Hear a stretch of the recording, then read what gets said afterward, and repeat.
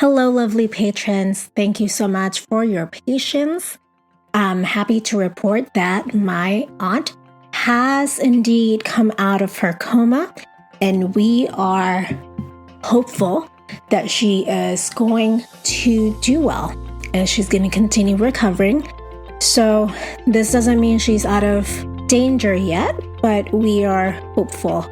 So that's something to hold on to.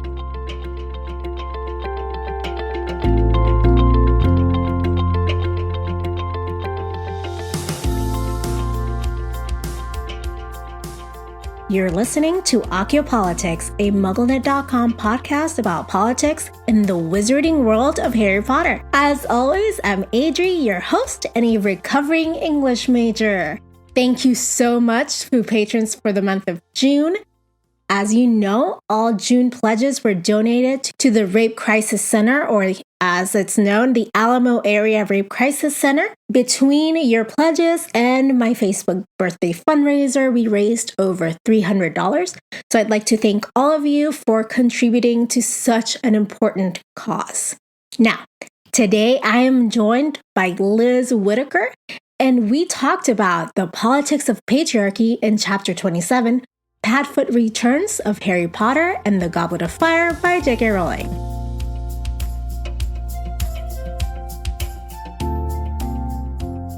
Today, I'm joined by the host of the recently completed podcast, Mean Girls Minute, which looked at Mean Girls 1 minute at a time, Liz Whitaker. Hello, Liz.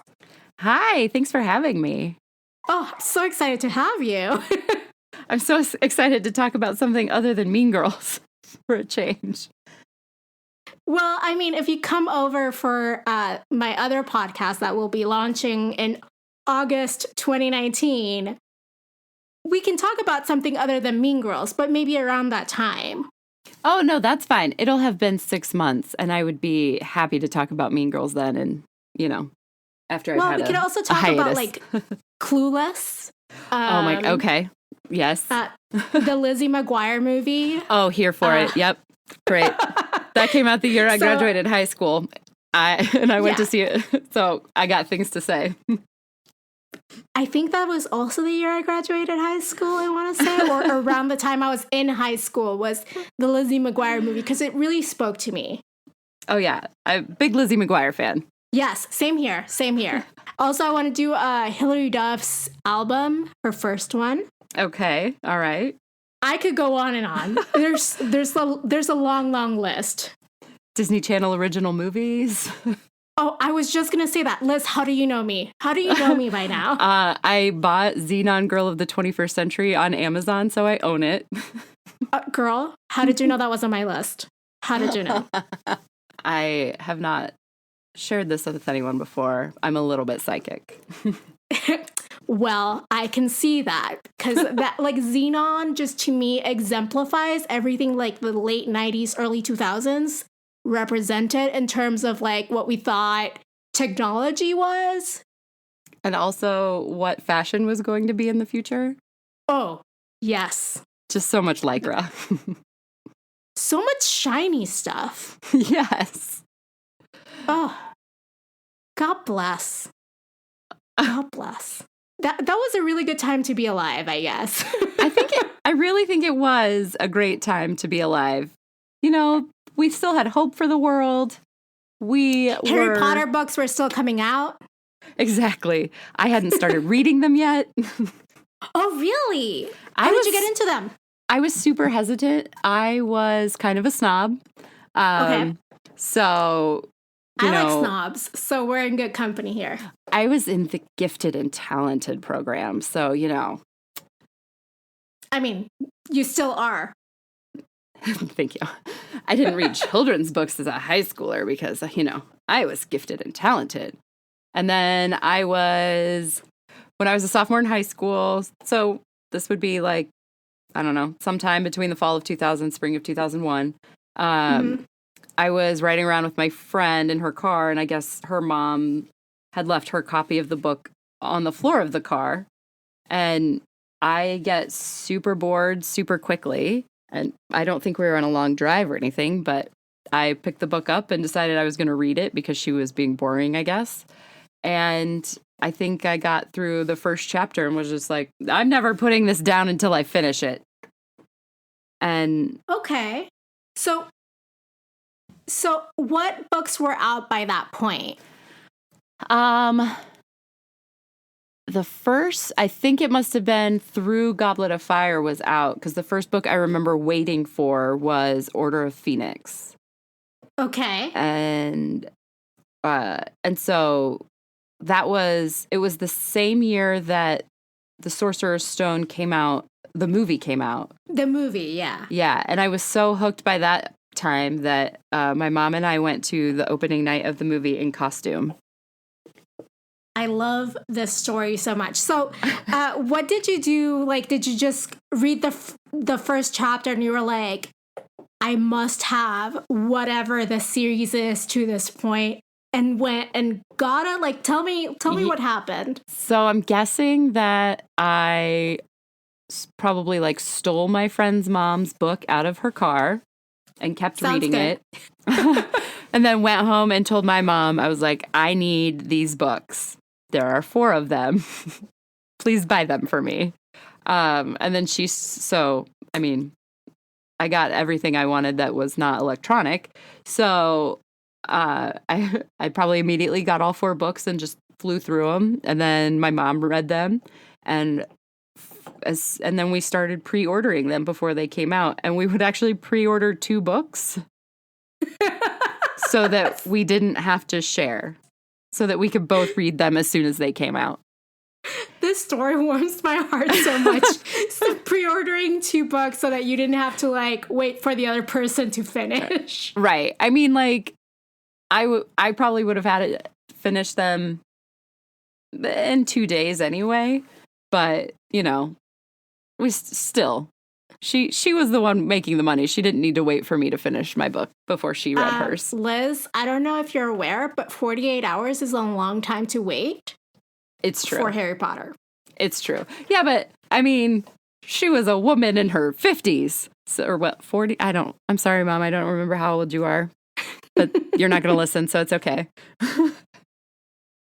You don't know. Maybe she like covertly listens to this podcast. Well, that could be true. She sure did not listen to mine. I always joke that my mom never listens to my show. And she was really sweetly asking, like as sweetly as she can be anyway. So what can I do to help you on your show? Like, I think I'm subscribed. And if you need to tell people like you have like, you know, X amount of listeners, like you can count me as one of your listeners, even though I never listen. And I was like, Mom, yes. Like advertisers are going to be like, Yvette, she listens to this podcast. We better like give her daughter all the money. 2 things about my mom. One thing first, she has a surprisingly high number of followers on Twitter. So okay. She did retweet my podcast tweets. Second thing about my mom, I got a Facebook notification from her just a moment ago, and I don't know if I mentioned I have ADD, so I had to check it. Of course. It is... She tagged me in a post about J.K. Rowling releasing more Harry Potter stories next month. See, your mom is the best. Which is why I felt I needed to share it now. I think your mom knows what you're doing at this moment, Liz. It's her mom, like, spidey senses. Oh, is that where I got my little bit psychic from? Okay, see, there you go. Things that are often inherited. Yeah, exactly. So your mom and you, like, share this, like, Harry Potter bond. Do you guys, like, have anything that you disagree about in the series? You know, we haven't talked about it in a really long time. And I don't know that we were, I mean, I don't think I had moved back home by the time the final book came out. I don't know that we ever talked about it really in depth about anything other than what do you think is going to happen next? Or did you like it? Or I don't think we got into any sort of analysis. Okay, so you don't know if, you like a pairing that she didn't, or like if she's Team Snape or anything like that? Oh, I definitely don't think she's Team Snape. Yeah, well, a lot of us aren't. I think she would be Team Snape as an abuser, and it doesn't matter what he saw in the pensive. Yeah. People will try to justify their actions any way they can. I mean, yeah, I think even in this chapter, we see behavior from Snape that just can't be justified by him having some long, unrequited love for Harry's dead mother. And it spills onto other people. And it's just unforgivable behavior. He's supposed to be an adult. Yeah, Snape is, I've said this before and I'll say it again, basically an incel. Oh, yeah. He really is.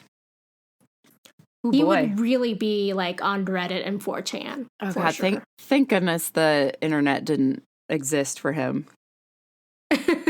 Well, I'm sure there are other ways, like he channeled his rage, but right into mistreating Harry. Yeah, and Neville also, and Hermione and Gryffindors. Yeah, all of them. All of them. Speaking of houses, which house do you align with? So I retook the Sorting Hat quiz on Potter more recently. Okay. And was kind of surprised it put me in Gryffindor because I super duper thought I was a Hufflepuff.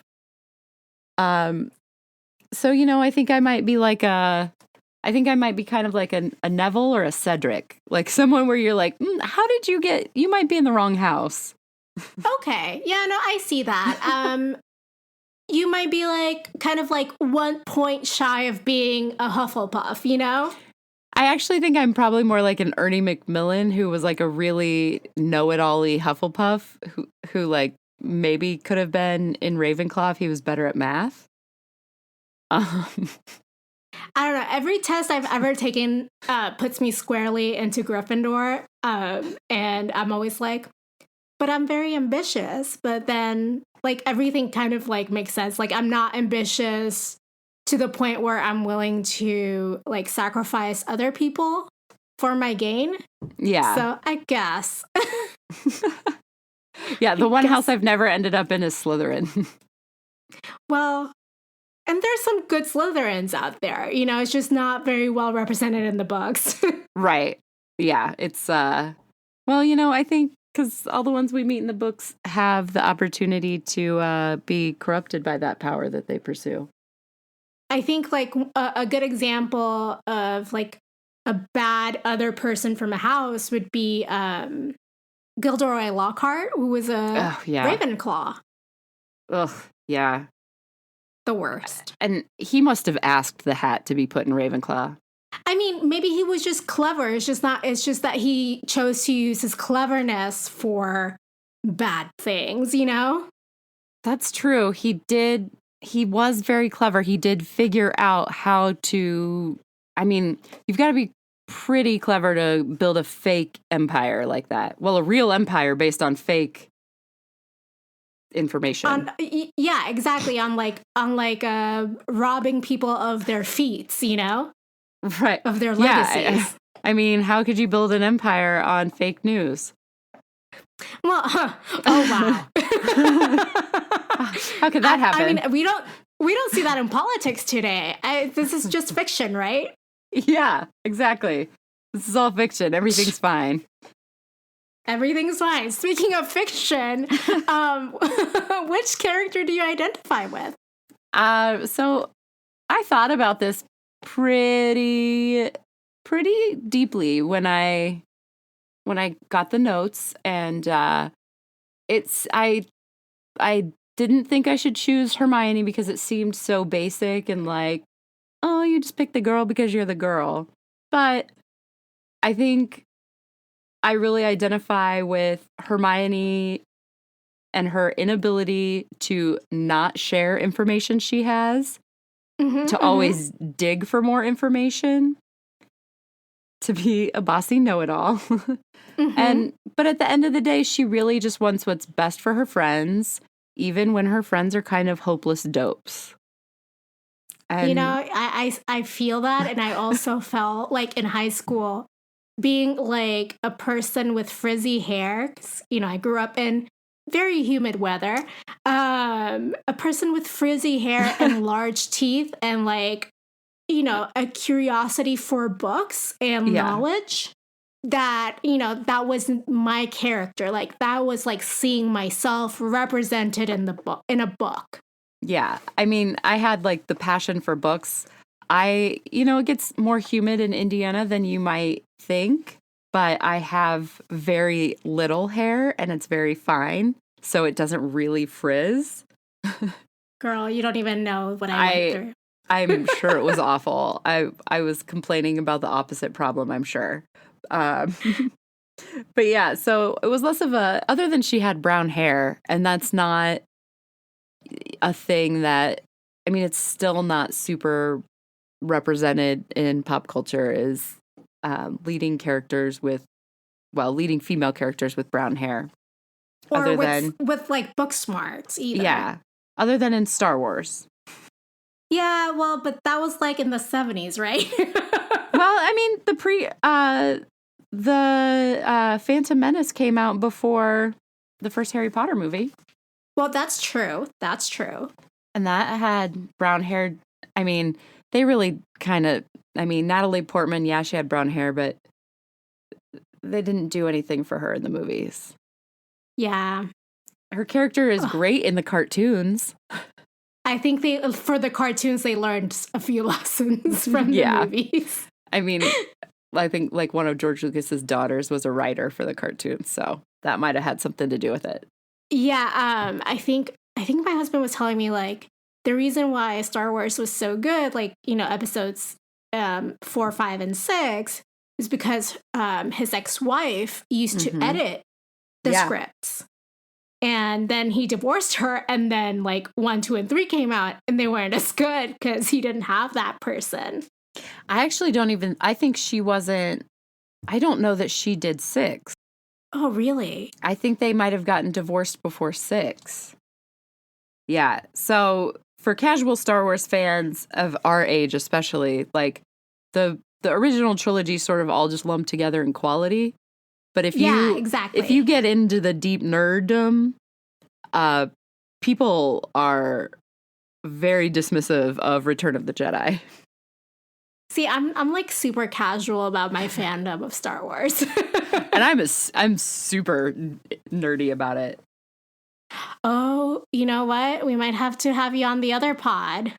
That's how I got into the movies by minutes, with Star Wars Minute. Okay, so we are going to go over, as an aside, we are going to go over like episodes 1, 2, and 3 because it was like the time frame. Uh-huh. So if you're interested. Oh boy, am I. I somehow talk about Star Wars on every single podcast I'm on, no matter what the topic. And we don't mind. I love to hear all the hot takes. But speaking of hot takes, what is your hot take or controversial opinion about the series? Of, you know, Harry Potter, not Star Wars. I am team Ginny and Harry. I think she is a better partner for Harry than Hermione. And I know a lot of people think that Hermione and Harry should have ended up together. But I think that that's just because they're disappointed that Hermione ended up with Ron. I don't think that she's a good partner for Harry. I think they are better friends, and that Ginny really was a better fit for him. I agree with your hot take because I am of the opinion that you can't have two high-strung personalities together in a relationship. You always need like a mellower one to take the backseat a little bit or to support. And that doesn't mean like it's always going to be that same dynamic, but there's always a give and take. There is. And I think also there are times when Harry just doesn't want someone asking him questions or pushing him on a thing. And I don't think Hermione is capable of not doing that. Whereas Ron really needs that. That boy needs some direction. But also she needs, I think also Hermione needs someone who's like lax and lets her be and lets her do, rather than someone who's competing with her or, you know? Yeah, who is going to let her be in charge of the direction things are going and doesn't have strong plans of their own. And that's fine, because that's like a gender role reversal. Yeah, I'm into it. I'm here for it. I'm here for that too. Any other hot takes? I mean, I think I've already talked about it a little bit, but Snape gets no pass. No pass for Snape. I agree. His whatever Harry saw in the pensive does not give him absolution, and I think it's super duper weird that Harry named one of his kids after Snape, who literally tormented him for 7 years. Him and his friends. I think we have very complicated relationships as teenagers with our like authority figures. Our parental figures. So I can kind of give him a pass for that, like Harry, but not Snape. Yeah, like I kind of get Harry lost some sort of parental figure in each book, starting with the Order of the Phoenix, really. And after losing his actual parents. And so I get that I get that there was some like emotions and trauma attached to his final feelings on Snape. And he was brave, but bravery, whatever. Anyway, being brave doesn't give you a pass. Well, yeah, I don't know. I don't think he was being brave as much as he was just holding on to a grudge and a broken heart. Well, I think he did have to be brave to, brazenly lie to Lord Voldemort. There were moments of bravery, but overall he was a petty abuser. Well, yeah, but like, was his bravery because of like wanting to get revenge? Oh, probably more that than anything altruistic. Yeah. You're right. Well, I mean, I'm not dissing revenge. Revenge is great, but it can be satisfying, but it does but it cannot be your driving force for like 17 years. Right, that makes you a pretty hollow person, and you're probably you've probably said some pretty despicable things on the internet. Well, thank God he didn't have the internet, Right. Cool. But we're not talking about just Snape this chapter. We're talking about chapter 27 of Goblet of Fire. So the chapter opens with like post being on the lake, abducted by mer people. Ron is bragging about being a hero, and Hermione's like, "What did you do? Snore at them?" Exactly. Ron's tail keeps getting taller and taller, and he didn't actually do anything.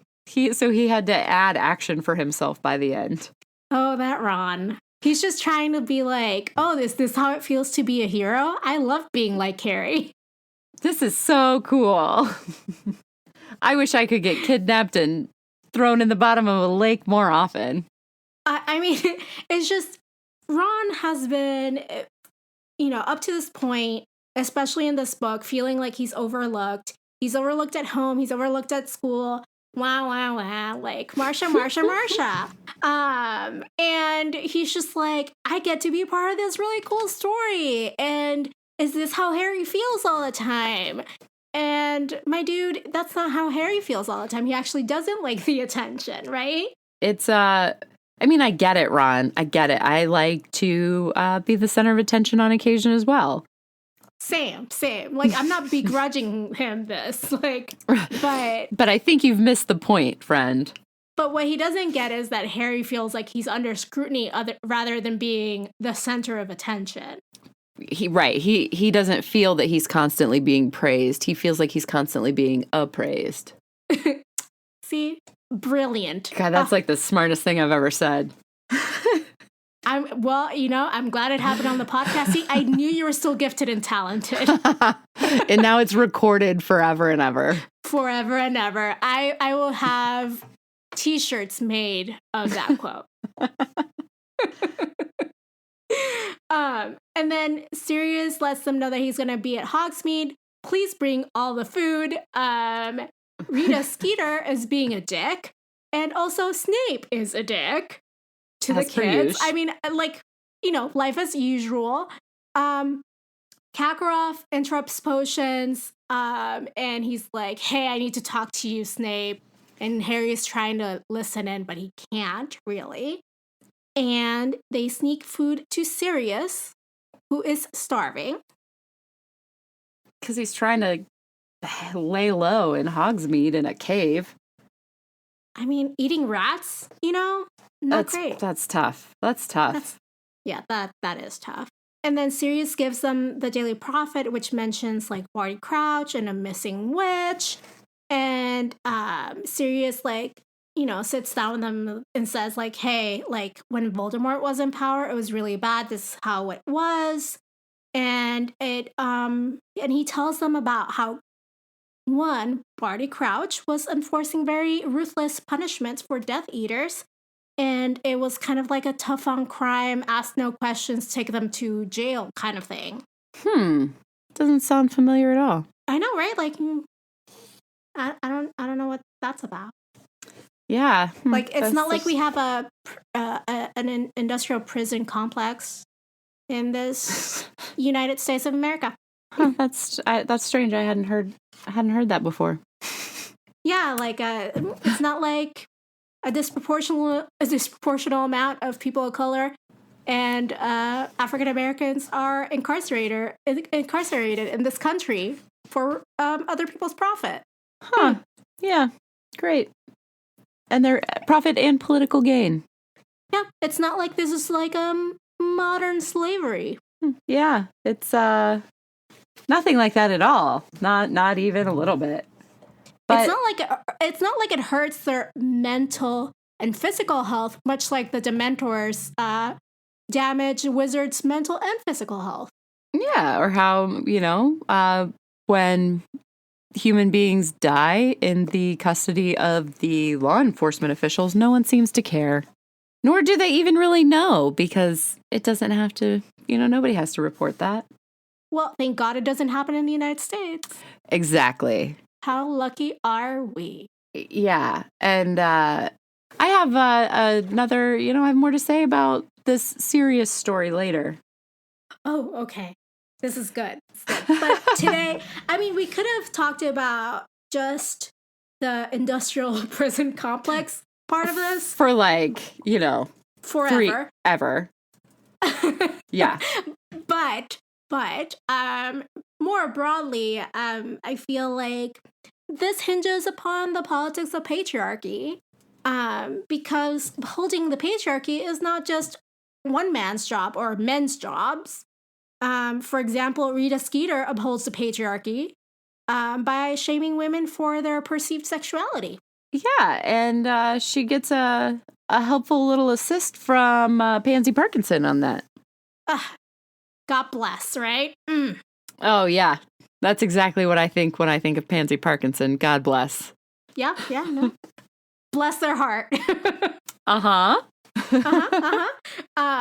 Also, this idea of tough on crime or like coming down with like a hard fist is very patriarchal. Yes. Like mandatory minimum sentences, and that's what you must learn the error of your ways, and there's no other way than to punish you. Yeah, you can't pay debt to society which you might not actually even owe without some sort of, your payment must be in blood of some sort. Yeah, it must be physical or else it didn't happen. Right. Because, I mean, we could talk about how we could send people to counseling for minor offenses. Sure. And actual things that rehabilitate people and get them out of the situations they're in that perpetuate, whatever cycle they are on.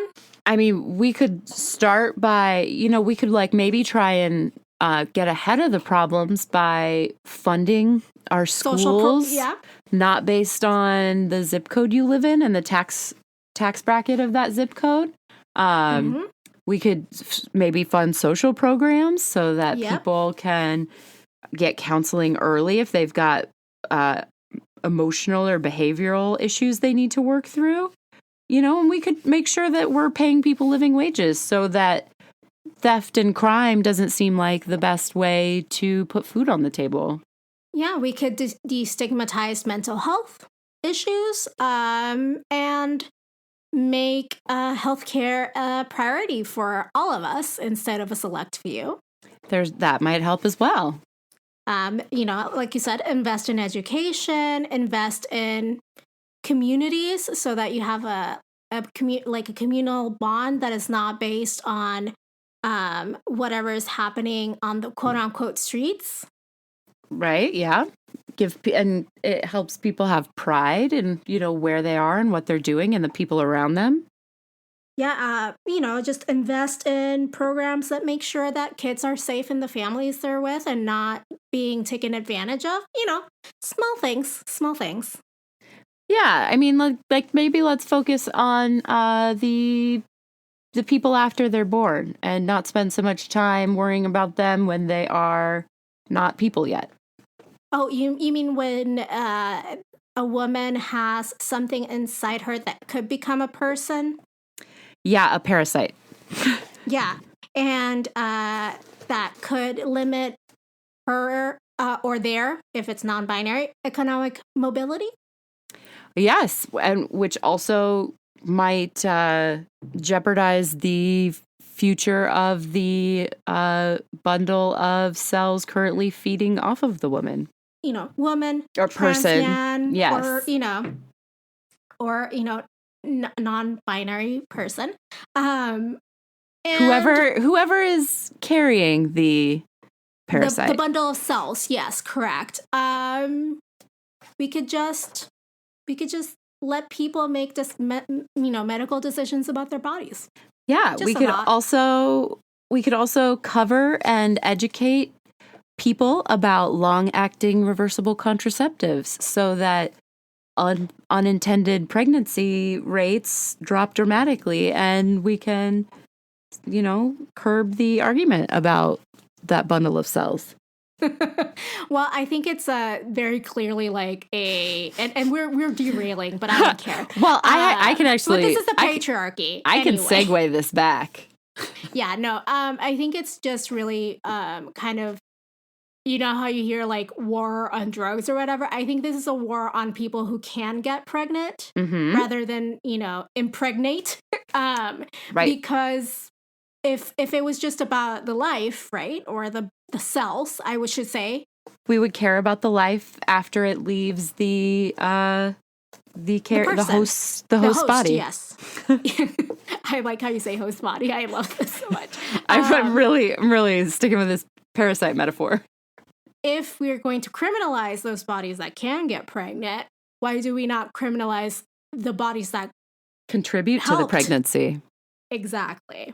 So one thing, I saw a study today that showed in 5 southern states, a majority of white women also are anti-abortion. And at the time of this recording, the state of Alabama has recently enacted a heinous law, and it was signed into law by a white female governor. And unsurprisingly. Well, right. Unsurprisingly, because patriarchy can't be held up all on its own. It requires participation from women. And it is mostly in this country, white women that are holding up that, abomination that is patriarchy. The structures that hold the power in the hands of mostly white men. Exactly. And so that I think that is really well illustrated in this chapter in many ways. How the missing witch is not a concern until Barty Crouch goes missing. Right. She's only reported in conjunction with him. Exactly. Like, the rumors were there before, but not as alarming as when a prominent man went missing. Right. And it's in the way that Rita writes about it, but it's also in how even when men who don't currently have power support men who do have power because they believe that they can get there. Yes.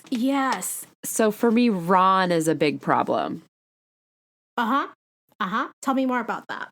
So Ron is incredibly dismissive of anything Hermione says that might point to Barty Crouch being a bad person.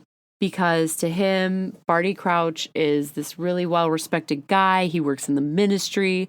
Percy has been interning for or working for him, and Percy looks up to him. And even though Ron doesn't want to admit it, he sees Percy as someone who is likely going to obtain power. So he trusts Percy's opinion. And because of all of these things, no matter what evidence Hermione might present about Barty Crouch being up to no good, him breaking into Snape's office, Ron just turns that into, see, he was investigating Snape. Not that it was weird or wrong that Barty Crouch should somehow sneak into Hogwarts and be rifling around in the teachers' offices. And speaking of Ron, I think this brings up a point about earlier in the book about Spew. Do you think Ron would have respected the Elf Liberation Front more if it had been headed by a man? I think as long as it was not Neville, then yes. Because he sees Neville as even lower than he is. So he is not going to align himself with Neville. But anybody who has even an ounce of respect, I think Ron would have.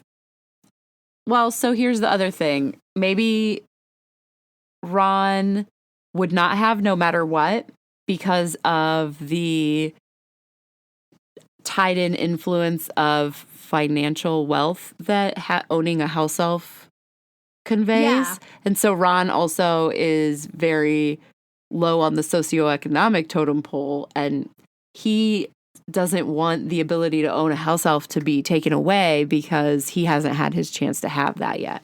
Because it could be him one day. It could be him. So he might actually vote for a terrible person because he believes that one day wealth could be his. And so I'm not sure that Spew was ever going to be a thing that Ron got on board with, but he certainly does use it as an opportunity to dismiss Hermione's opinions on Barty Crouch at any given turn. Well, and, we've seen time and time again that he's been dismissive of her opinions early on in the series as he grows into the character that he becomes later on.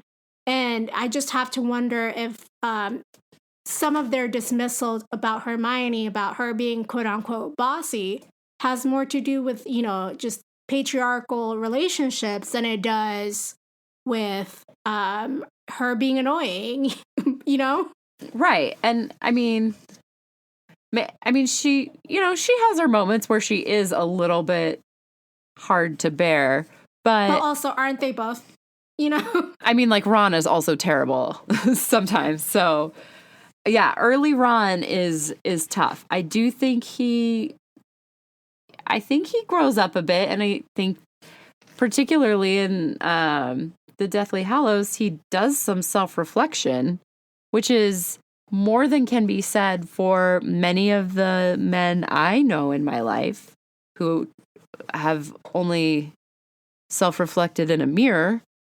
So that's something for Ron. But in this book, he's just so dismissive of Hermione and he's her friend. And even as her friend, I just feel like he should really, even if he doesn't agree with Spew, like give her some support. Well, I think it complicates it further that like the whole Victor Crumb thing happened because now like he's like, how dare you come in, hero of mine, and look at this person who I really dismissed as as not even thinking that she was a girl. And now I am painfully aware she is a girl, but I don't know what to do about this new information that I had in front of me this entire time. How dare you come in and be attracted to the girl that I've been waiting for her to get hot? How dare you make a move before she is physically attractive to me? How dare you? She was my backup plan. Do you not know that she was the only girl who was put down enough in this school to maybe think I was attractive? So I've been working on building a friendship with her so that when she's hot, I can move in. I've got an in. Oh, man. But the thing about patriarchy is, I think we've all lived, in varying degrees in very grown up in patriarchal societies. So it's like, it's the air we breathe, essentially. And we can be as like enlightened as we want to be, but those instincts are going to kind of creep in when you least expect them. Has that ever happened to you? Oh yeah. So my actual job that pays me money is I do faculty recruiting for a medical school. Mm-hmm. And so I think about it in terms of unconscious bias a lot. Yes. But we literally, the majority of people, no matter what your race, gender, upbringing, socioeconomic class, religion, have a measurable preference for white men in roles of science. And that's because that's all anyone ever tells us is possible. And so it's something that we think about, that we try and break down a lot and examine a lot. But even people on my team who constantly are talking about it will notice ourselves giving into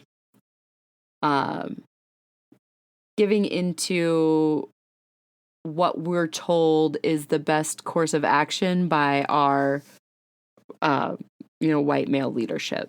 Even when we know it's not, we like rationally know it's not, in the moment when whatever edict is being handed down, it is taken as the best case to move forward because of what the person who delivered the message looked like. I have like experiences on, both sides of just finding myself trusting male voices like implicitly sometimes. And I'm like, wait, that sounded dumb. Like, no, that can't be right, but it's kind of a gut reaction, Yeah. Like, because they say it with authority. Well, so that's a thing I have learned to do. I do that now. I've picked that behavior up because I've seen that work for men. And so I have learned that if I just say something with enough authority, people will tend to believe me. And I think it helps that I'm tall, average tall height for a woman, and my voice is naturally a bit lower, whatever. But So if I say something with authority, I am a little bit more physically imposing. So it works for me sometimes. I work in a very usually male-dominated field. I am the job that actually pays me because advertisers don't know that Yvette is a subscriber of this podcast. They haven't heard about Yvette yet. Yeah, they haven't heard about her yet. She's a tastemaker, don't you know? They will know. I'm a proposal writer, and usually that's in engineering and science industries where most of my colleagues and subject matter experts are male, and usually white males. And it's just the way it has shaken out no matter where I work. And I am 5'3.5", and I have this voice, and I can't change it. And I'm usually pretty like cheery unless I'm pissed. And even then, I'm pretty good at my job, thank God.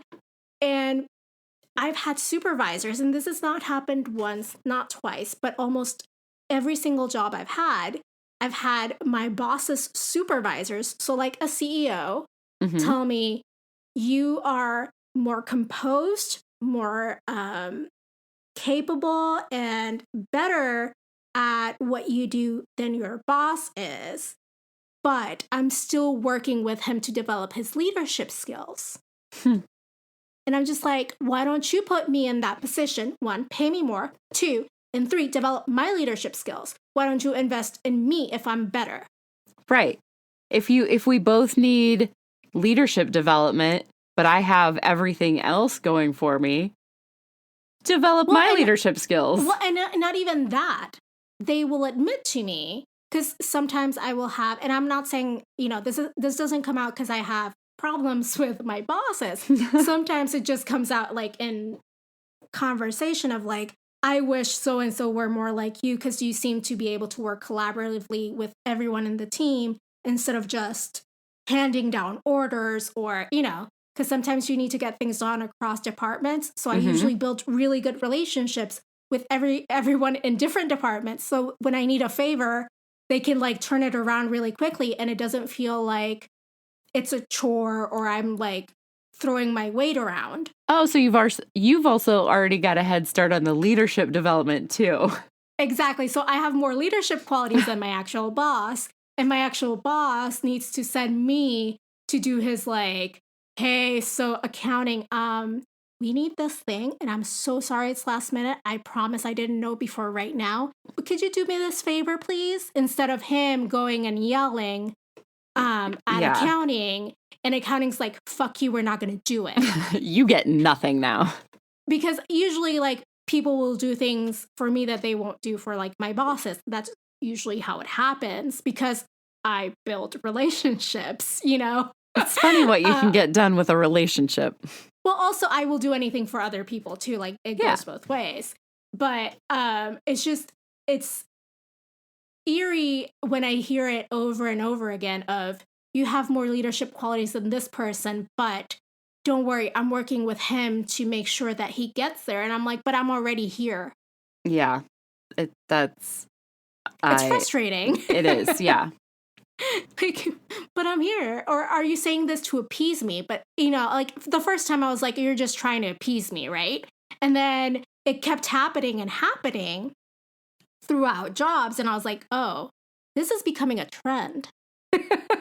I have actually sort of, I've experienced when the chain of command above me is predominantly female. I've had a similar situation happen where I might be more qualified, but my direct supervisor behaves in a more traditionally feminine manner. And so is more demure and will questions authority less. So she gets the opportunity for leadership development in a role where I am more qualified. Because my next 3 supervisors up are all women. So I have no idea why I could think of ideas how that happens, but So it sort of has happened to me. Are weird. Yeah, it's sort of happened to me in the opposite direction where I'm not feminine enough to get the opportunities to move up. Well, I think my thing is also that I'm not feminine enough in a different way, if that makes sense, because I'm pretty, even though I'm like really big on collaboration and building relationships across departments and things that people associate with women, I'm fairly assertive as well. And I have very clear ideas of what's right and wrong. And if someone is doing something that is like illegal, like saying you can't go on vacation, I will not hesitate. And I will go to HR and be like, this guy approved my vacation 6 months ago, and now this week, right before my vacation starts, he says I can't go on vacation. What the fuck? I'm going on vacation. You're not firing me. I'm getting paid. Yeah. You gonna tell him or her? Like, I went to HR, and then I went to his boss, and I was like, what the fuck? Are you telling me that I can't go on vacation when I gave 6 months notice? And he was like, no, I didn't tell him to cancel your vacation. I was like, cool. Great. See you when I get back. But I didn't do it like in a malicious way. Like my boss was being malicious. But... Right. Yeah. No, I think there are definitely gender politics goes that way too, where if you are not stereotypically feminine enough, then you get... Yeah, it's a weird thing. Like, I'm just like, what does a girl have to do to get a leadership position? Like, Yes, you must figure that out based on each new situation. Good luck. Yeah, no, I actually got my first leadership position by quitting. And then they were like, bold. You can't quit. What if you... We shall promote you. What if you had this other job that you're already doing, but with the title and pay? What if we finally fairly compensated you for the work you've been doing already? How about that? Yeah, for the last 6 months. Cool. Great. Thanks, guys. Yeah, like, guys, like, it's not that hard.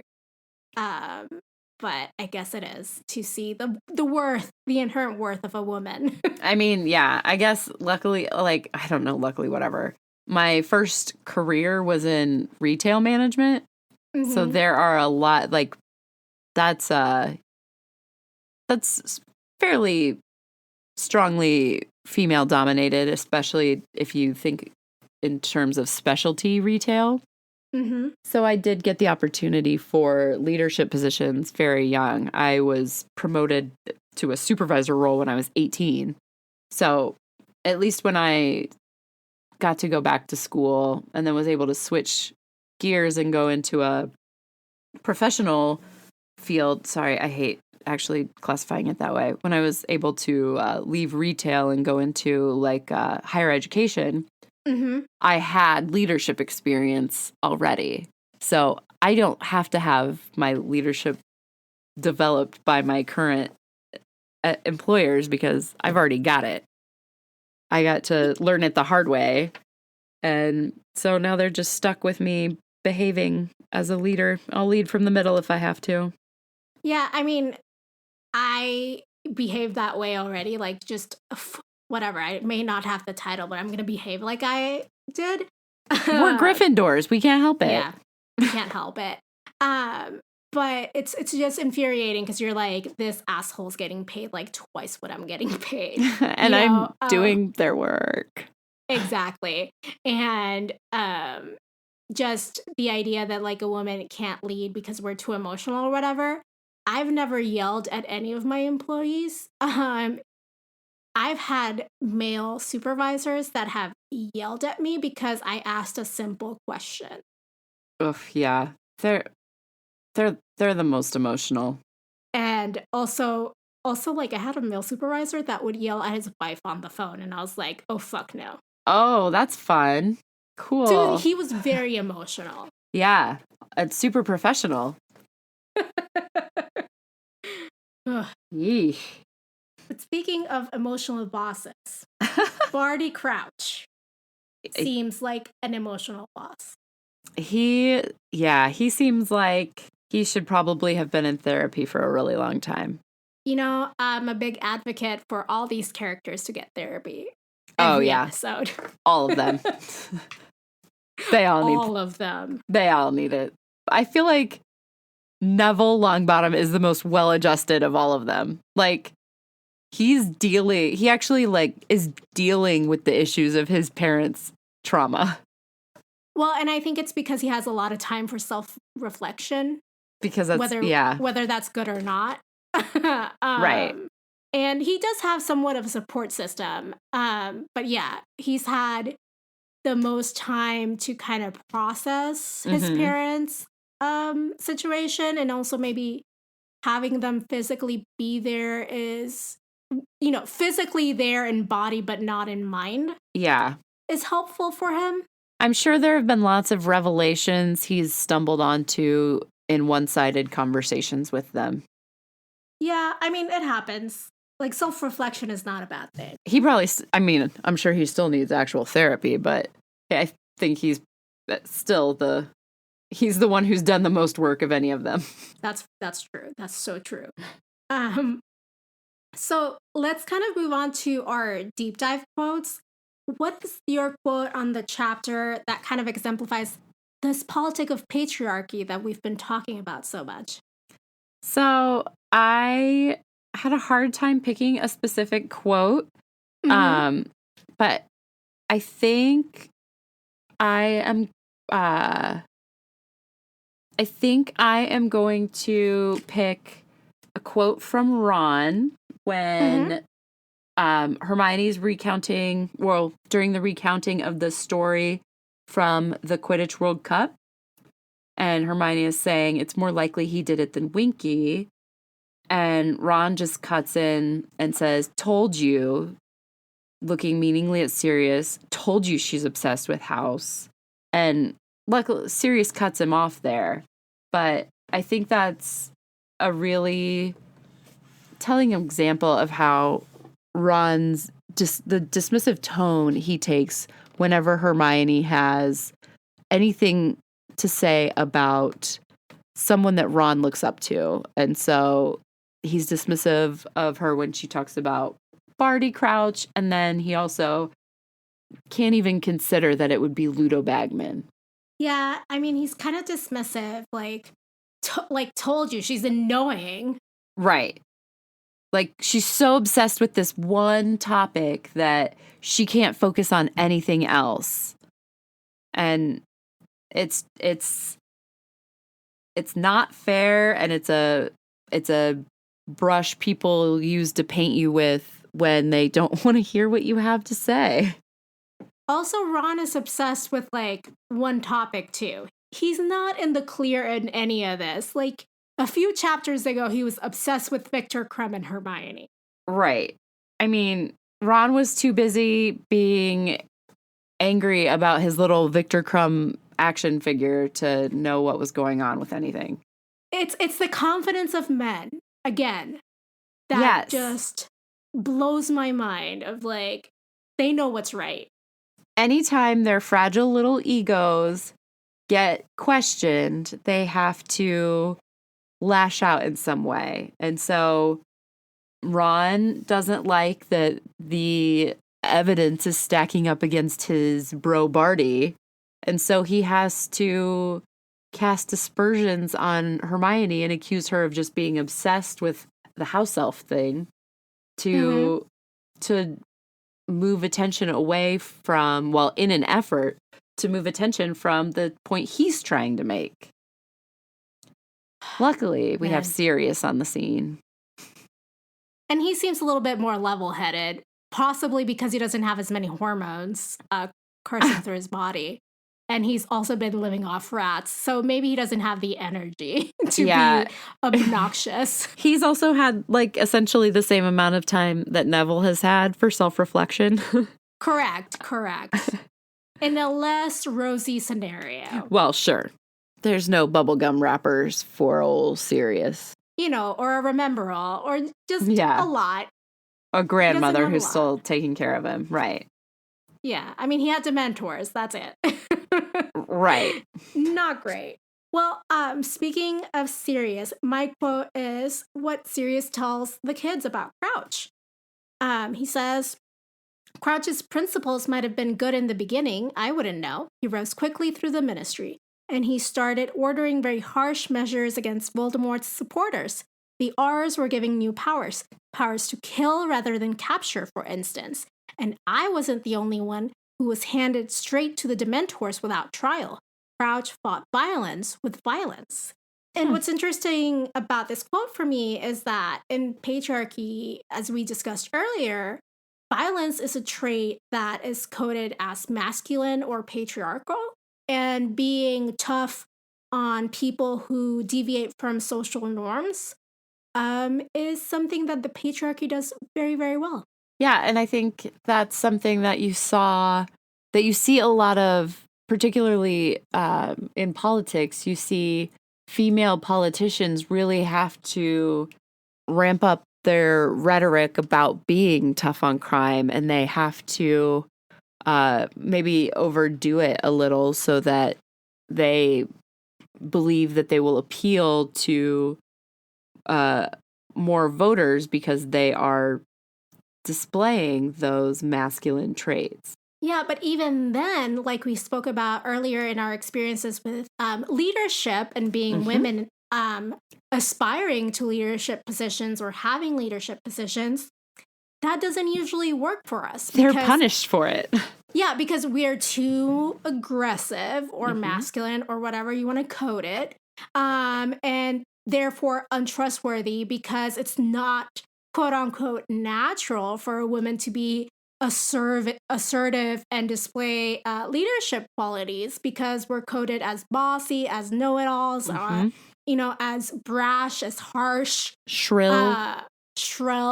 And when we have a female candidate who displays the same or even a little bit more of that character, like masculine characteristic, then they're untrustworthy and we shouldn't vote for this person because it's an abomination. I can't think of a time that would have happened, though, in America in recent history. Definitely not in 2016. No. I don't know what you're talking about. But definitely not in 2016. That couldn't happen here. That would have never happened in the America I know. Existential, just meltdown. And, even now, I know we joked about it, but even now when we're talking about female candidates like Kamala Harris, Elizabeth Warren, and, Kristen Gillibrand, and all the other female Democrat candidates, the level of scrutiny that they have on their campaigns by media, voters, and, people that you thought, oh, they're certainly progressive. And then you hear them talking and you're like, oh, shit. I mean, yeah, the way that the media is fawns all over Joe Biden, he was kind of fun as a vice president, but what has he brought that is substantial to his presidential campaign? Listen, I will vote for whoever wins the nomination. Yeah. And I need to say that as sadly as I can, because I have a feeling I'm not going to like the answer. Yeah, well, yeah. But Joe Biden, to me, is another loaf of white bread no one asked for. Right. Elizabeth Warren has plans. For everything. She got plans on plans on plans. I saw a tweet the other day, and somebody on Twitter was like, one? Yeah, I wonder if Elizabeth Warren has a plan for my love life. And she and she replied and then called her. DM me. She's got plans on plans on plans, and everybody is over here like, Mayor Pete. And yeah, I get it. He's cute. He's young. He's cute. He's gay. He's an ex-service member, and he's a Hufflepuff. Oh yeah, I get it. I get it. He's adorable, and I kind of want to hug him. He is. But also, Liz Warren, please. Yeah, he's the least embarrassing politician to come out of my state in my memory, and I'm here for that. But like, stay. We probably need you here, but a little bit longer, buddy. It's like, it's a woman's turn. Just, like. And I'm not saying like it has to be a woman for the sake of it being a woman, but we have exceptional female candidates. Yes. And the more men that get in the field, the smaller the chance that one of those exceptional women will actually be given the opportunity to lead. Just so, hashtag ban men. Speaking of tweets, did you ever see that tweet that said, men run for president in the same way that women are like, I'll get bangs, Yeah, no, I think that's right. I think pretty hard about getting bangs. I felt that tweet came out the day I got bangs, and I was just like, this is very relevant to my life right now. Yeah, I have like a plan for getting bangs. I can't get bangs until the end of September, and then I can only cut them through December so that they can grow out by summer. Like, I think I probably think more about getting bangs than some men think about running for president. I feel like it might be pretty even. It's probably close. Yeah, and I'm not saying like hashtag all men, right? But I'm also not saying hashtag not all men. But I think we also like, the politics of patriarchy is always telling men that they are leaders and they're born leaders and they're natural leaders, and telling women that they're bossy. So what kind of future does that leave us, Yeah, I think it's about time that well, I like personally, and like, as we know, the personal is political. Personally, I grew up hearing from, not necessarily my mom, although she contributed to this thing that I'm working through in therapy, but definitely her sisters. I grew up hearing that I was too much, that I was too loud, that I was too bossy, that I wasn't ever going to be loved by a man because of my strong will. And, since age 5 is the earliest I remember these things being told to me, that I was too smart, that I was too much. Like, I was always too much. And this is something that comes up again and again in different social interactions because the patriarchy is the devil. But also, I've just learned to embrace it. I'm like, yeah, I'm extra. So what? Fuck it. That's who I am. I'm a Gryffindor. Deal with it. Yeah. You've actually helped me work through something. I think I really am a Gryffindor. Glad to be of service in Adri's therapy hour. I feel much better about this Gryffindor assigned house now. Well, and I think like my experience with my family and with other social interactions is not unique in the very least. Like, I know a lot of, strong women, strong-willed, strong-minded, independent women have been told the same things. Yeah, I think it's pretty common. I think my family was a little bit, it's definitely like a broken family, because that's what, that's the world we live in. That's pretty normal. So it's it's normal in that way, but like, I was always encouraged to be who I was and be loud and be smart and be competitive and know that what I was saying had value, and to not try and conform to gender roles. I mean, like, I got a football for my 11th birthday. Oh, I love this. So, but it was not like in like my parents weren't like the kind of, like, you think about, when you hear things like that, you're like, oh, you must have had parents who were like professors and they were kind of hippies and whatever. No, my dad worked construction. My mom was a nurse. I think they were just like, okay, this child is too much. If we try and box her in, we're going to be exhausted. Just let her go. Well, I think so I got like a lot of like, I guess, conflicting messages, because my dad was always like, just be yourself. It doesn't even matter. Like, you're very bright. And my mom, like, to a degree, like, encouraged that, but she was also really worried that I was going to be rejected for not being girly enough or for being too smart for my own good. Because she's a teacher, so she knows how, like, she knew how mean children can be. Uh-huh. And she just didn't want me to feel rejection, right? Yeah. And I can see that now in retrospect, but when I was living it, I was like, what do you mean you don't want me to be myself? Like, I just love books and I don't care about fashion. And like, it wasn't until I was maybe 19 that I started caring about physical appearance, really. And she was like, oh, finally, she's like a girl, you know? Yeah. And we talk about it now, but she was always telling me to ignore my aunts and whatever they said, but it still hurt because it's an authority figure telling you that you're too much. Yeah, it's someone you trust and love, and you believe that they want the best things for you. Well, and also, someone who's known you your entire life, and that's someone who's lived more than you have and who knows more about the world, and they're telling you that it's going to be a hard road ahead for you, you know? Yeah. Well, Oof. yeah.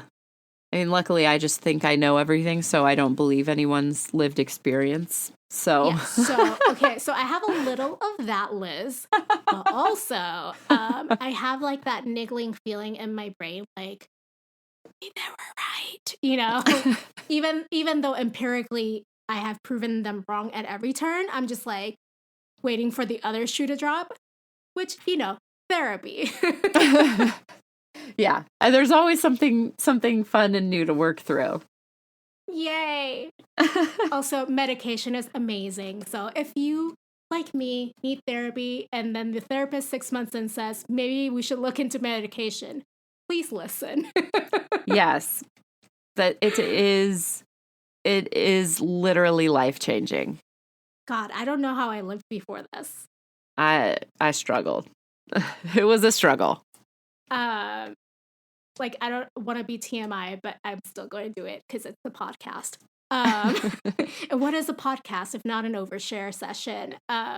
Exactly. I was just telling my husband today, I just got switched on to new meds because the other ones kind of worked, but not as well as we thought they would. Mm-hmm. Which is often the case with the first kind of thing that you try out. Yeah, it's trial and error. And these ones supposedly help with like your fight or flight and like reflex. Okay. Try to suppress it a little bit. If Interesting. If anxiety is the thing that you struggle with, these are a little bit more helpful for that. And I was like, like when I mess up something at work, I would have like even if it's something tiny, my first instinct is that my heart would like speed up really, really, really fast, like if a cougar was chasing me in the jungle, like that kind of reaction. And then I would get all red and almost start crying because that's like I feel like I'm dying, or that I'm in imminent danger. And today I didn't really, I kind of messed up something, but it, was something really tiny, like. But before, that would have given me that same reaction. And today I was like, oh, it's not a big deal. I'll just fix it. And before, I would just sit frozen in panic, my heart beating out of my chest, getting all red, trying to not cry over it. And I was just like, I'll just fix it. And like, no rush. Like, just do it. Whatever. It'll get done. It'll get done. It's fine. It's not the end of the world. And I was like, this is a new experience for me. Is this how it is to be a normal human being? Well, I would, I think that's part of what, that is a thing that makes life, reacting in the way you reacted today is something that makes life easier for people who don't experience the same mental patterns that you have. But that doesn't mean they're normal, because I have struggles in a different way. No, I get it. I was just like, is this how other people experience the world? Right. Is this, oh, okay. Yeah. That's fun. I was just like, this is far more pleasant. The world is not ending because I misprinted something. Interesting. interesting to know. Yeah, and that's also like a good thing for other people to realize, is that some people, that is their sort of biological baked in reaction when they have something go wrong, is to have panic as if they are on the savannah being chased by a lion. That's literally me at every, like, anything that has even low stakes was kind of that trigger for me. And now I'm just like, oh, huh. My anxiety is under control, and my fight or flight instinct, I can work through things. Yeah, it has been regulated so that it can better process what the level of actual threat is. Yeah, like it's not, yeah, it's understanding the levels of threat, I think, is the better way to recognize that. And I remember a lot of times, like, my mom was visiting and I had maybe an hour to finish something at work because I work from home. And I was like, oh my God, I'm not going to be able to finish it. And literally, probably takes me all of 10 minutes to finish it. But I was freaking out so much. And she's like, you've got this. Why are you panicking so much? You know you can do this in like 10 minutes. And I was like, and like dying inside. I was just like, she's like, this is, one, the way you've always been. And two, you're making a lot out of nothing. But it's not something that your brain can be. Way. Yeah, your brain can't. Your brain needed the biological and chemical adjustment so that rationalization could happen. Because when you've got if your brain is processing things in an imbalanced way, it doesn't matter what someone outside the situation says. They can't change the information that your brain is working with. Oh yeah, no, I wanted to punch her. Like, I mean, I didn't, obviously. Yeah. I'm afraid of her, but. Well, I've heard about Yvette, so you probably should be. Have you heard about her? Like, she's a tastemaker and she's tough as nails. You don't want to cross her. Trust me, you do not. She's like Voldemort that way. Or Dumbledore. Let's say Dumbledore. That's a better read. Yeah, okay. I feel better about you growing up in the home of Dumbledore than Voldemort. You know, benign neglect. Oh, boy. What is your take on Dumbledore? Because usually people have hot takes on him. You know, I just, like, can't even really care about Dumbledore. Like, he's there. What? Well, no, it's just like, I don't know. By the end, for me, Dumbledore was kind of like just one more person, like, manipulating Harry, and he was one more parental figure to die, and I just kind of was done with him by the end of the series. Okay, so were you just exhausted by, like, grieving Sirius that Well, Dumbledore's okay, dead? so I think maybe full disclosure, my anxiety manifests in a different way than yours. Okay, But I mean, we all have our quirks. Yeah, and also it's best friends with my depression, and so sometimes I have trouble sleeping. Oh, same. Yeah. Same. And so I have trouble sleeping on occasion, especially when I am not properly medicated. That's a thing that happens. And one of the coping mechanisms I have discovered is that if I play the audiobook of preferably The Deathly Hallows, narrated by Jim Dale, very specific, it will help me fall asleep because his voice is very soothing. And Harry Potter is comforting. And it gives me something to focus on to help my brain shut down. But I don't have to focus so deeply to follow the story because I know it so well. So my brain really so it can shift the focus, but also shut down. So I've heard The Deathly Hallows told to me literally hundreds of times. And it's not a very kind book to Dumbledore. And so it plays while I'm asleep. So I'm sure there are some sort of subliminal things happening that have made me just be like, meh, Dumbledore, I can take a pass. Well, I think we've just spent like 6 books idolizing him, right? And then the 7th book was just like a brief takedown of this person that we thought like wanted Harry's best, like that had Harry's best interest in mind, and we're just like, how dare you? Yeah, I loved you like a father. And your intentions were not always altruistic on an individual level each time. Ugh. Yeah, you weren't perfect. How dare you? But also, how do we feel about Jude Law Dumbledore? Because I have thoughts. So I haven't seen What? Okay, that's good. it. I love Jude Law as Dumbledore. I'm like, yes, hot Dumbledore. I'm here for it. But I hate Johnny Depp. So here we are. Okay. I fair. I can get, yeah. I liked when it was Colin Who's-He-What's-It's playing. I wanted to say Firth, and I know I'm wrong. You know? Colin and Farrell? Not Freevee. Farrell? There you Colin go. Is that it? Is that his name? Colin Farrell. Is that right? It doesn't Yes. seem right. That seems like a guy I went to school with or something. I mean, if you did. I didn't. I didn't. But I liked him playing Grindelwald. And then at the end when he changed into Johnny Depp, I was like, ugh. Glad the movie's over now. Well, we all did ugh also. Collectively.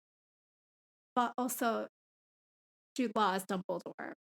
I am here for it, and I am ashamed that I went to see the movie, even though I spent an entire episode again, like diatribing against Johnny Depp and his domestic abusive way. Oh yeah, that's a fun circus. Yay! Also, why couldn't they bring Colin back? You know, pretend like he's still taking the poly push. I don't know.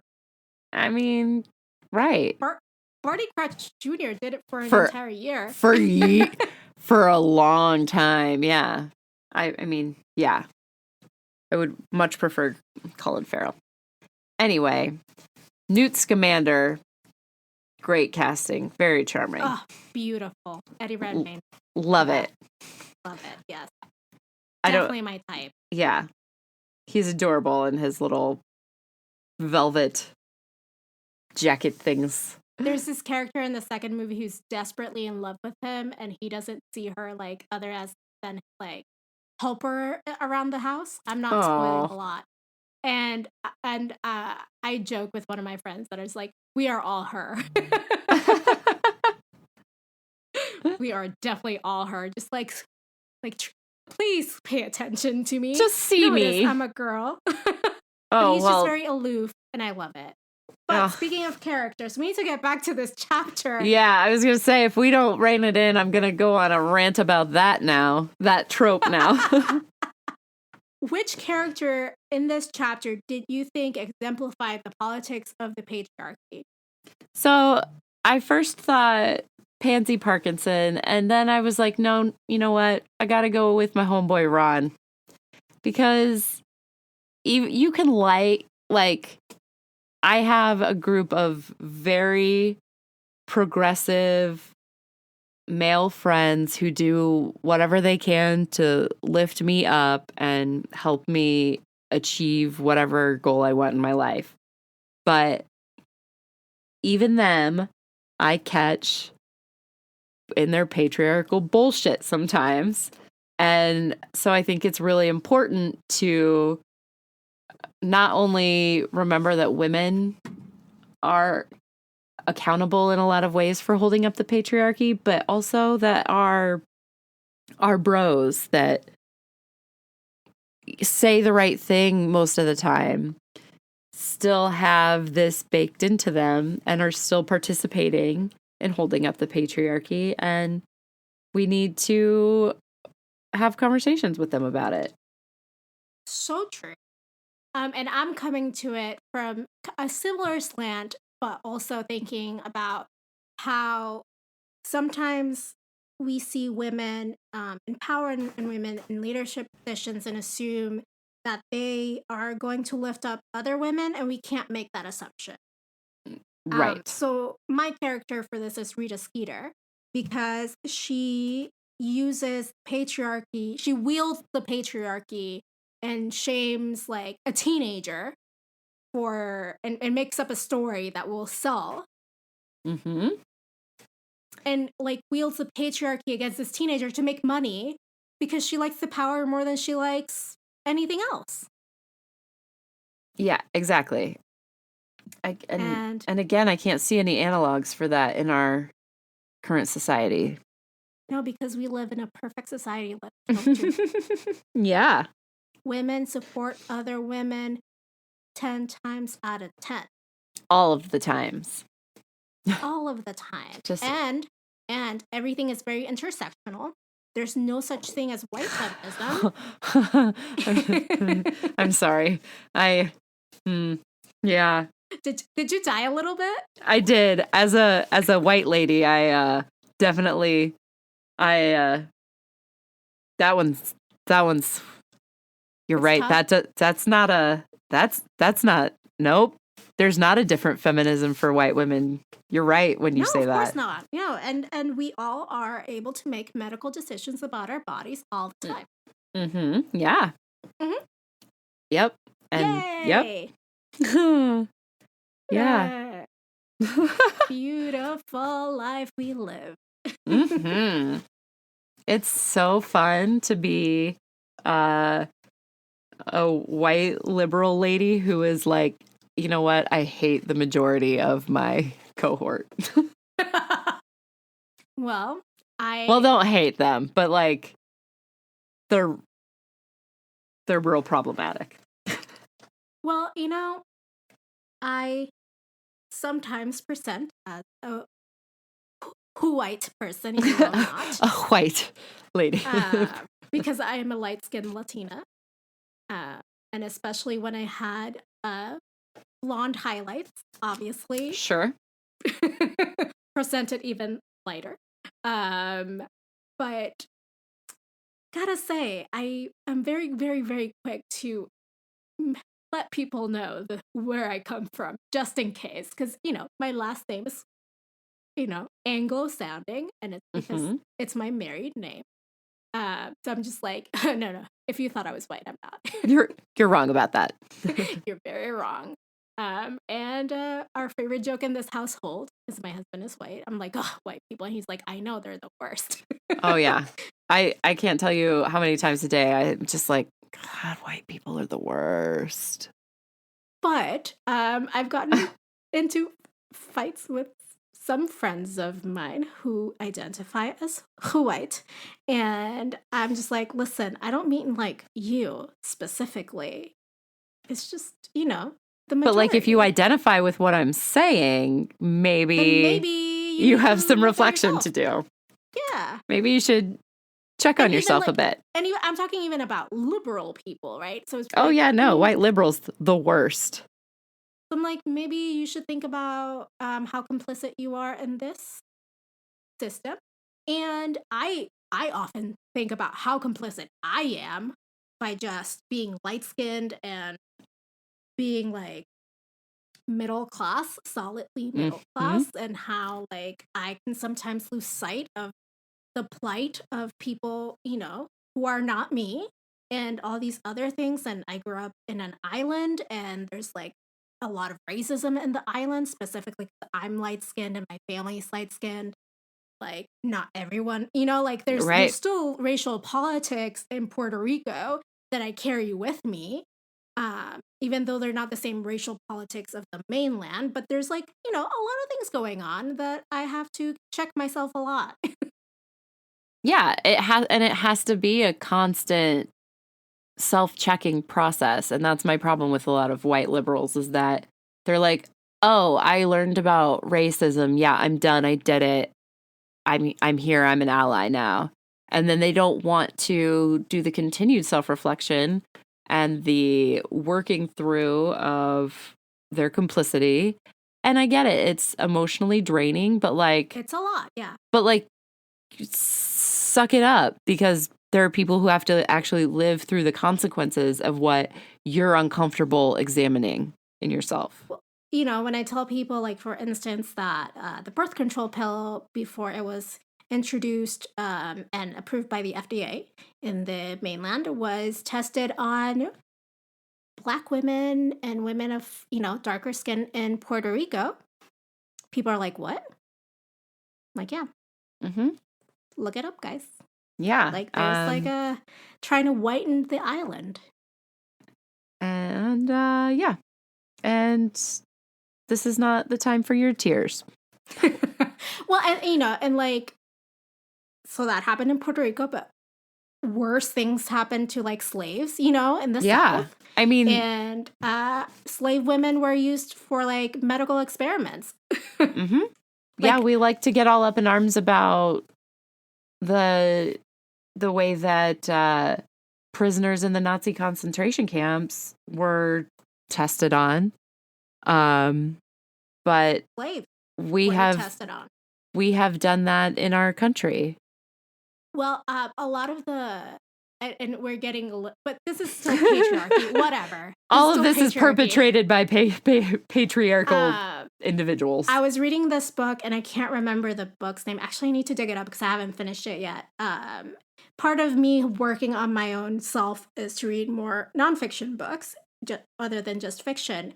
And this is like a book about like the medical history of the United States, specifically with slaves, and how, like, one of the things that they talk about is OBGYNs, like, as a medical practice, being kind of blossomed from these, like, medical experiments that doctors would do on pregnant slave women, and how a lot of the slave women died in childbirth due to these things that they did to them, and how that's how this practice of medicine came about. So we're all kind of complicit, you know? Yeah. I mean, and it's still pretty common that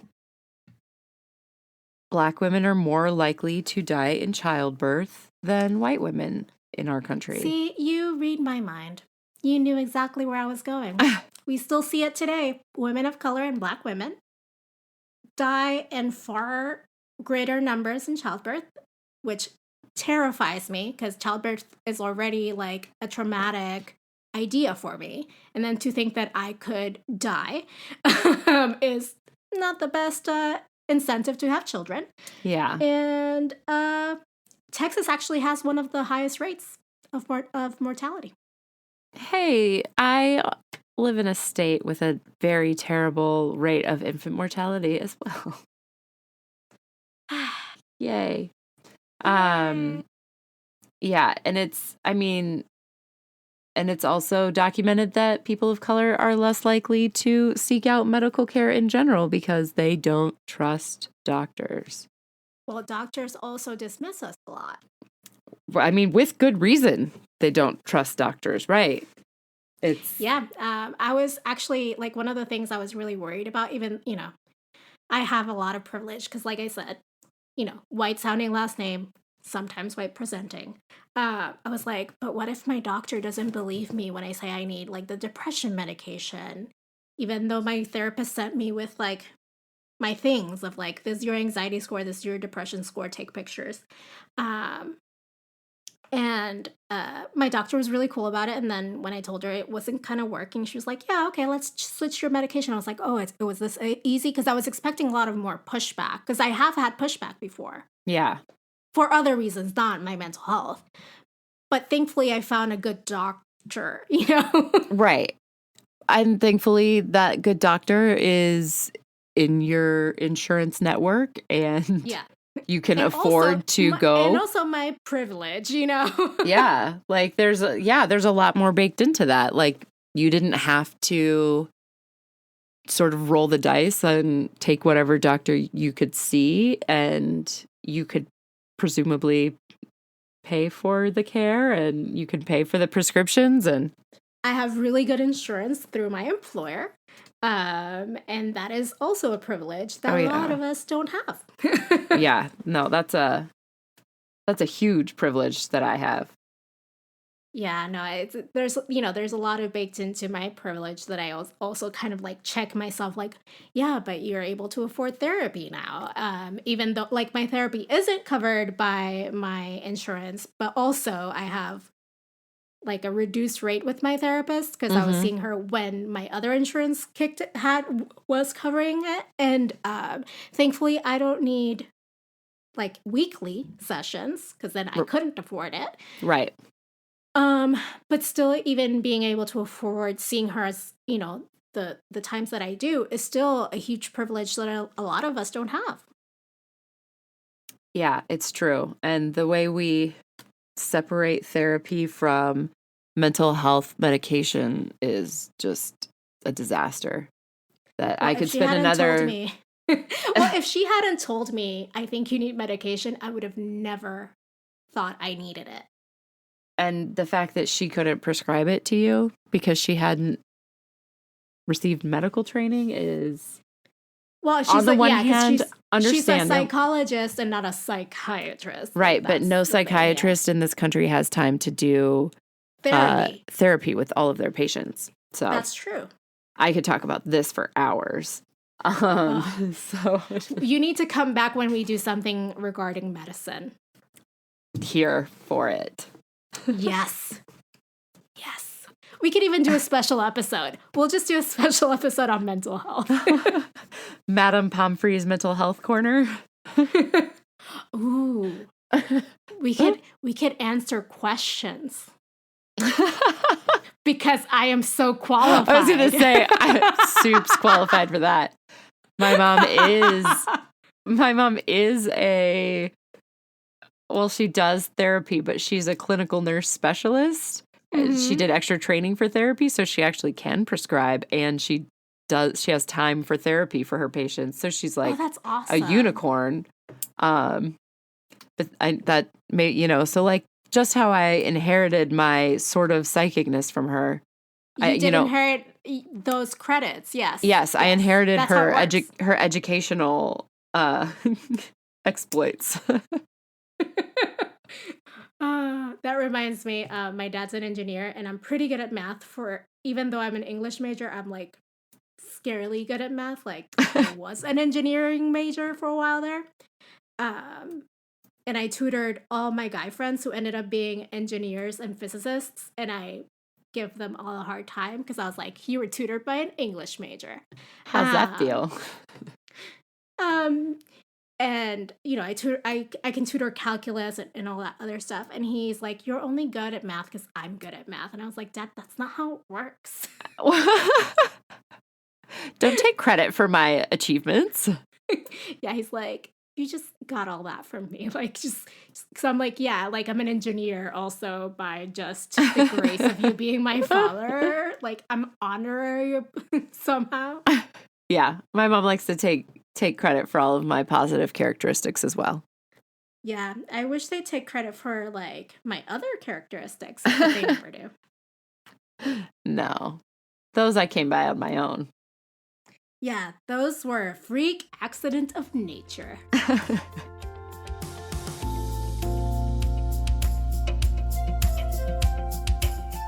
All right, Liz, we've had an extended therapy session. We really have.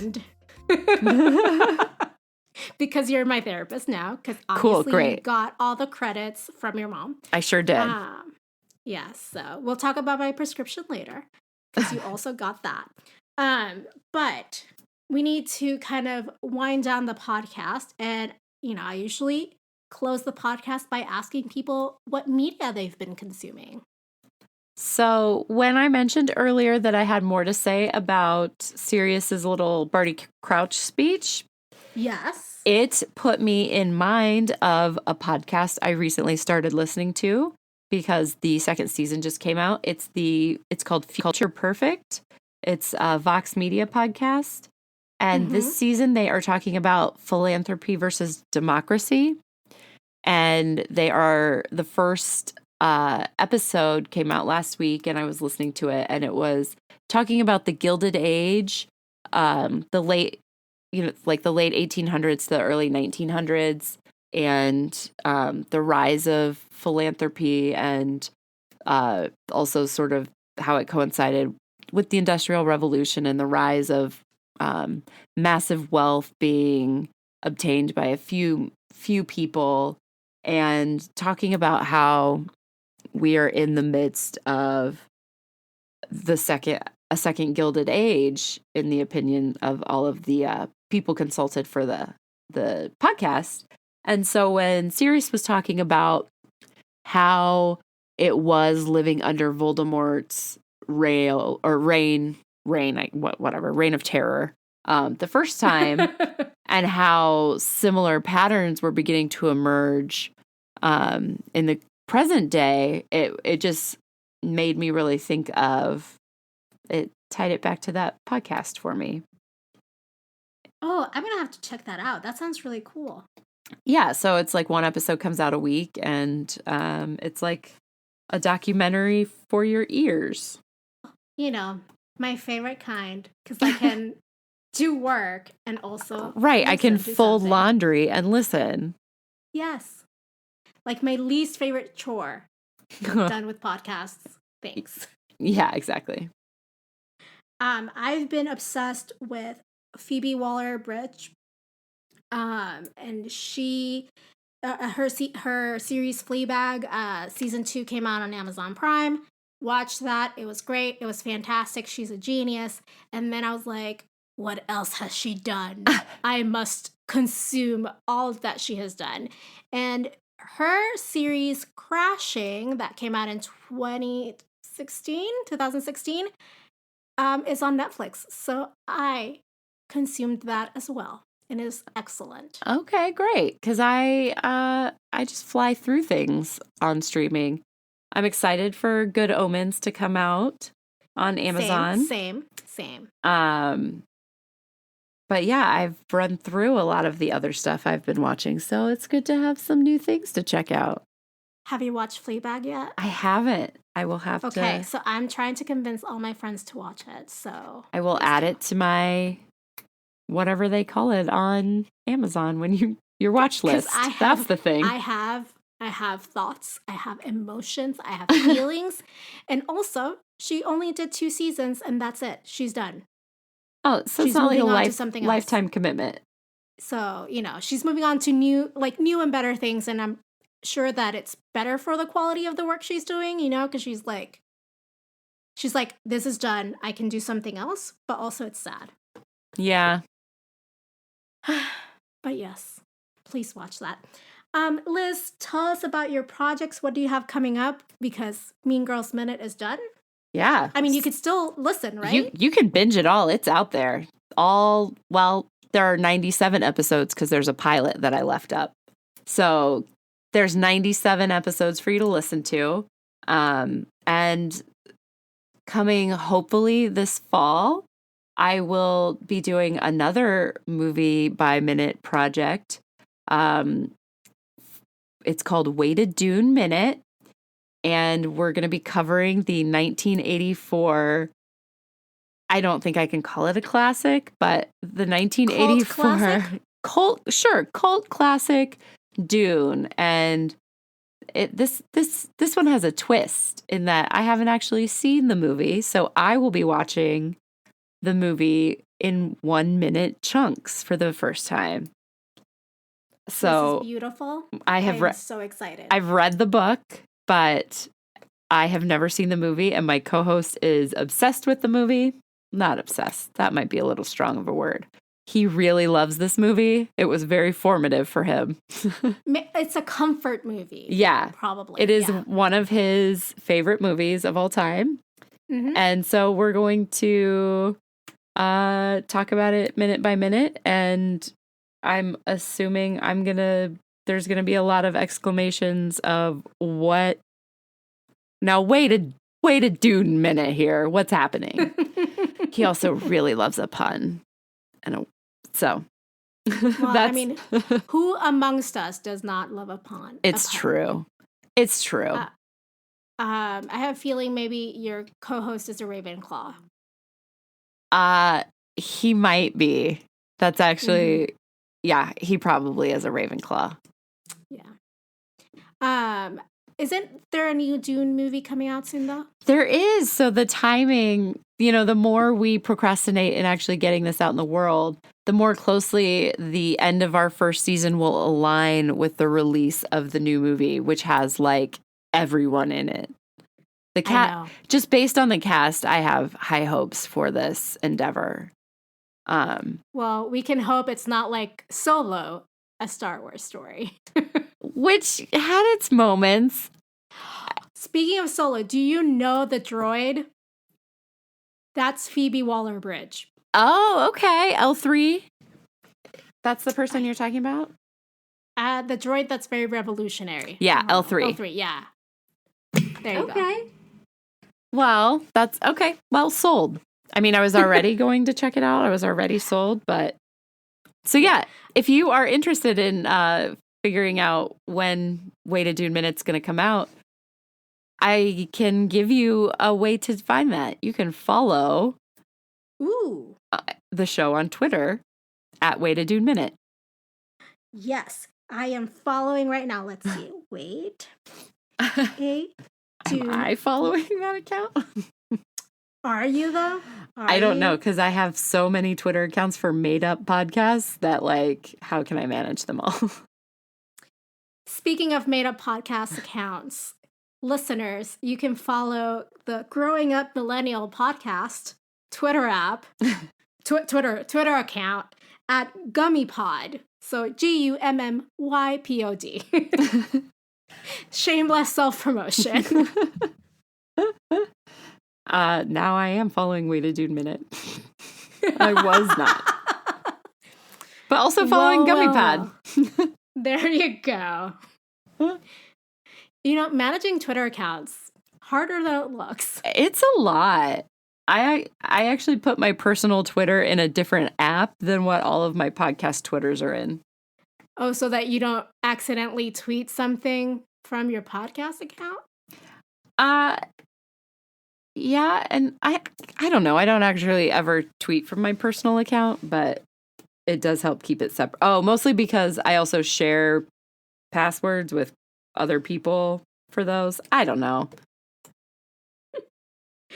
It's okay. I'm not good at Twitter. It's okay. You don't have to explain yourself here. It's a safe space. I don't understand Twitter. We've already discussed this is a therapy session. Next time, we will discuss my utter fear of Snapchat. Well, you and I have similar fears. I just feel like I lost the cutoff in age for understanding how it works. Yeah, I just don't get it. And gives me social anxiety because I'm like, what if I look like an old doing this? Because I'm definitely an old. But also, like, what's the point? I like to try and take time to, like, frame a shot before I take a photo, even on my phone. So, like, I don't want it to go away. Yeah, no. I have, teenage nieces that make me feel much, much like an old. Mm-hmm. Yep. Got those too.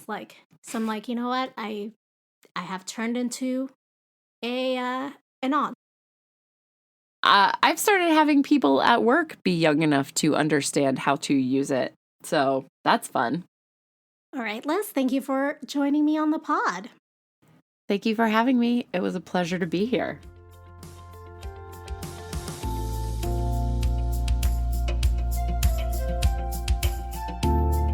Thank you so much for listening to this episode of Occupolitics. What did you think? Let me know by tweeting at me at Occupolitics or emailing me at info@Occupolitics. You can also leave me a voicemail and have it played on the show at 915-996-1699.